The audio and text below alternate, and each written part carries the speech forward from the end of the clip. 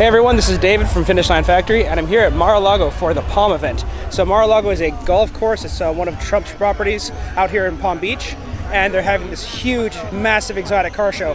Yesterday was a huge rally, so if you missed that video, be sure to check that out. But they have right here Ferrari F50, Testarossa 512 TR, Ferrari F40, and LaFerrari, and there's just like all these incredible cars. So actually there's Tim's Happy Hippie brought out their McLaren P1 and the Bugatti Chiron, and there's two Paganis over from Pagani Miami over at Prestige Imports, the Project Vulcan and La Ultima. So let's check out some of these cars while we're hanging out. Maybe get some food, get some drinks, and have some fun. First off, right here, boom, Daytona. Look at that, Daytona LaFerrari, Ferrari F40. So this is the same F40 that we saw a few weeks ago actually, at the at Supercar Saturday. Look at this beautiful car, Fred's car over here. I actually went for a ride in this car. This car is a lot of fun. This has a flat 12. It's a Testarossa, or well, the 512 TR, which I think is the successor to the Testarossa. Let's see, what do we have here? Look at this, Ferrari F50. You know, so from what I've heard, the F40 is faster, but the F50 is a little more comfortable to drive. Right here, 812 Superfast, and over there a GTC4 Lusso. So 800 horsepower, and that you get the same, sort of the same package, but as a hatchback. What else is going on? We have a Vignale. This is a one-of-one car. So this is it has a Cadillac motor and drivetrain, and it was designed and built here in Palm Beach in '58. What else we got? Classic Maserati. Let's see, what is this? This is a Plymouth. Which model is it? 340. It's convertible. Oh, it's a Barracuda, huh? I didn't know the Cuda was available as a convertible. All right. Look at this classic GTO. Got a C1 Corvette. What else is going on? Lamborghini Miura. Oh, no way. 190E. Mercedes-Benz, well, 2.3, 16, so 2.3 liter inline 6, 16 valve, actually no, 2.3 liter inline 4 with 16 valves. This is the competitor to the E30 M3. Look at this thing. I actually went for a ride in this one, the one with Senna labeled on it. And here's Niki Lauda right there, and this one is labeled Hunt for James Hunt. Famous, Formula 1 race driver. Over there we got a Lamborghini Performante, McLaren P1 in full green exposed carbon, and a Bugatti Chiron. These are both Happy Hippie and Miss Hippie's cars. Bugatti Chiron in full exposed red carbon. Wow. And of course a full exposed carbon fiber GTR with carbon fiber wheels. Wow, these wheels are like 20 grand. Jeez. What other cool stuff is out here? You got the food going on all out there. We'll get some food later. Oh, this is the Auto Union. This is that roadster. We were checking out the 1000 SP. Incredible car. What is this thing? Huh. Looks like a 360. This is a... Oh, no way! This is a Ferrari Super America. So it looks like... Actually... Looks like it's got the 550 front end. It's got this sort of a spider rear end, and oh wow, check that out. That's the roof. So I don't know if the roof, yeah, it looks like it just kind of folds over backward and still is there. And it's got the, you know what, that's not a 360 rear end, that's more of a 550 rear end. So this is basically, I'm guessing 550 Maranello based, and then converted into a like a convertible spider kind of thing. Look at that, Super America. Check out the interior. It's got the yellow RPM gauge there. What else is going on? 600 LT. I think this is, this might be Dan's car. Yeah, this is Dan's car. There you go. So it has all these funky vinyl. It's got paint splashes on the hood there. We have a first gen Dodge Viper right over here. Hey, Howard. Yeah, we got the first gen Dodge Viper brought up by Autosport Group. I do a lot of videos with them. Wow. This car is 8.3 liter, or is it the 8 liter? 8.3, yeah, I think it's the 8.3 liter V10. I think it's incredible. Look at that. What else we got? No way. So amid all of these exotics and all of these vintage cars, there's a beautiful Toyota Supra. Target top. It's not a Supra Turbo, so this is a naturally aspirated Supra. Hanging out. It's automatic. Huh, cool. Yeah, you know what? It's a Supra. It's all original. You can see it's even got the original radio. Look at that. What else we got? What else we got? Porsche Boxster from Supercar Week. The Lamborghini Aventador. Over here, the Pagani Huayra L'Ultimo, over from Prestige Imports. This is Brett David's cars over here. Boom, Project Vulcan. This is a full exposed carbon Pagani Huayra. Just incredible.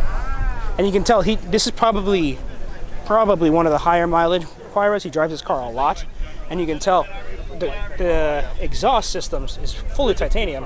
And if you see right here, when titanium gets hot and gets used, it starts to turn blue, and the more blue it is, then the more you're driving it. So you can tell here, this car's been driven a lot. Look at this. I think it's a 700 plus horsepower AMG engine, and I think the Ultimos were like about 760. What else we got going on? Pantera GTS. We have here 430 Spider, I think. Do I have that right? I don't know, but yeah, pretty sure this is a F430 Spider. Yeah, Ferrari V8 engine in the back. Ferrari exhaust. Oh wow, incredible show.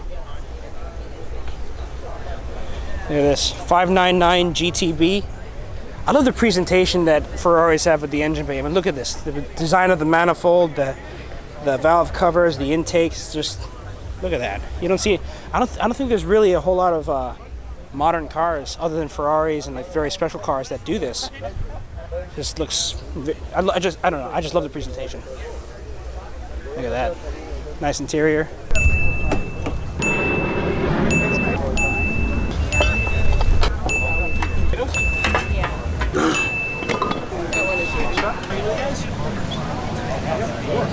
Sure. Couldn't find any sit down unless you're the camera guy. Yeah, I am the camera guy. Yeah. Hey guys, I'm here at the Palm event with Danny. Danny here just won an award. He has 3 beautiful classic BMWs. One of them is this beautiful Alpina, factory Alpina, right? Yes. Or is it a modified? No, it's okay, so this is a factory Alpina. I think you mentioned it's a B2S, right? Yes.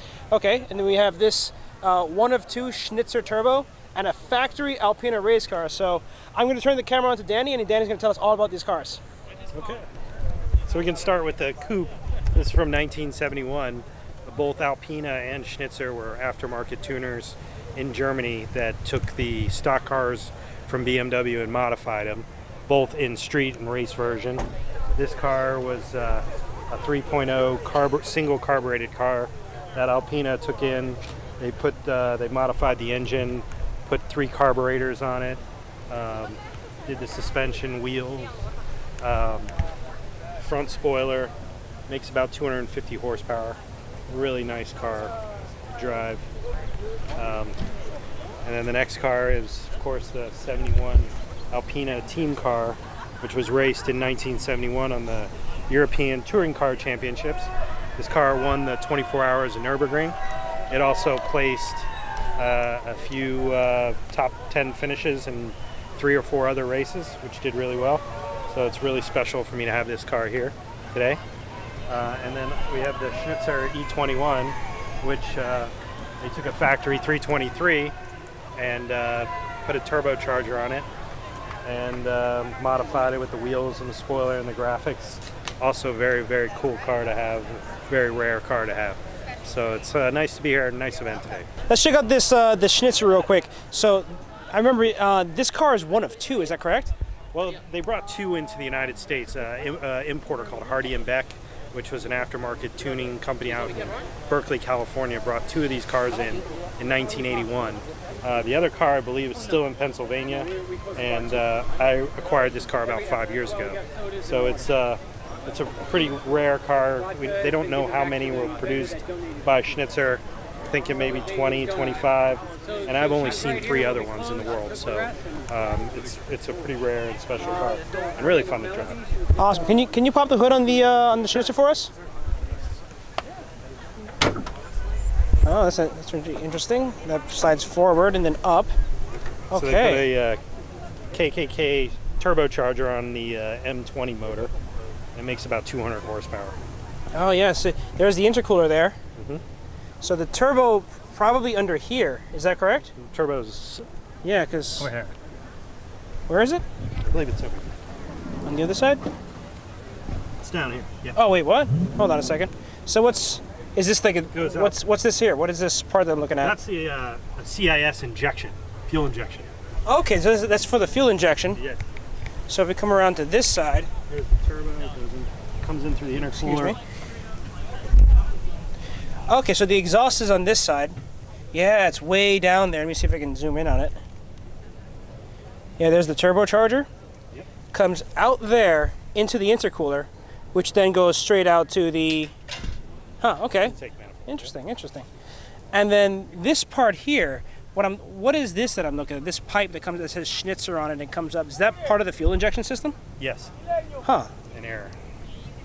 But how does it... I'm a little confused here because the intake piping is all here, so how does the fuel get from over there into the... Oh, that's the intake to the turbo. Yes. Oh, I see. Okay. Oh, and it's metering the air from up there. Right. I see. So it meters the air up there. That's the intake to the turbo, which then comes up and throws it all in there. I see. Wow, that's... And what is this from? This is the 80s technology, man. It was incredible what they were doing in the 80s, especially with Formula One, with Group B race cars, and I think this actually predates Group B, doesn't it? I think Group B is late 80s. Wow, this is incredible. And they put the Recaro seats in there. Is it right if I open the door? Sure. There we go. Yeah, manual transmission. Oh, power seats, look at that. Power windows, power seats. Recaros. They didn't do the power steering yet. Maybe they couldn't fit it with the turbo. Maybe that's where the factory power steering system might have been. Who knows? Maybe power steering is more of a Alpina actually modern produced one of these as well, but with the bigger M30 motor, and they were able to get power steering in it.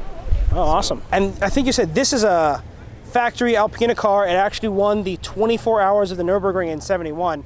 What can you tell me about this car? Okay, so what they did with these cars, you can see the flared out fenders. They call them pig cheek fenders. And what they fitted these to these cars so they could put a wider wheel on it. And it's not very technically advanced. It's basically suspension. It makes about 225 horsepower. It's got a close ratio dogleg 5-speed, and it's a really light car, low to the ground, easy to maneuver and throw around. These cars did really well on the tracks throughout the 70s. Kind of the go-to race car for even weekend racers, people that wanted to get into private racing would get in these cars, and they were so easy to modify and tune. So you saw a lot of these during the 70s racing in the tracks of Germany and all through Europe. Awesome, Danny. Well, thank you for bringing these amazing cars out. Thank you for your time, and hey, have a great day at the show. Thank you. See you, bud. Take care. All right, guys. Well, the event's pretty much over. A lot of the cars have cleared off of the Mar-A-Lago lawn. So I'm gonna be heading back to my car. Gonna head home, edit some of this video, check this all out. Big thank you to Tara and Scott for inviting me to come and hang out at this incredible venue. Yeah, we got all the cars out here with the Ferrari 599 that's getting ready to roll out. Hope you really enjoyed that. That was an incredible experience for me. I hope it was an incredible experience for you as well. And hope you guys enjoy the next video. See you guys.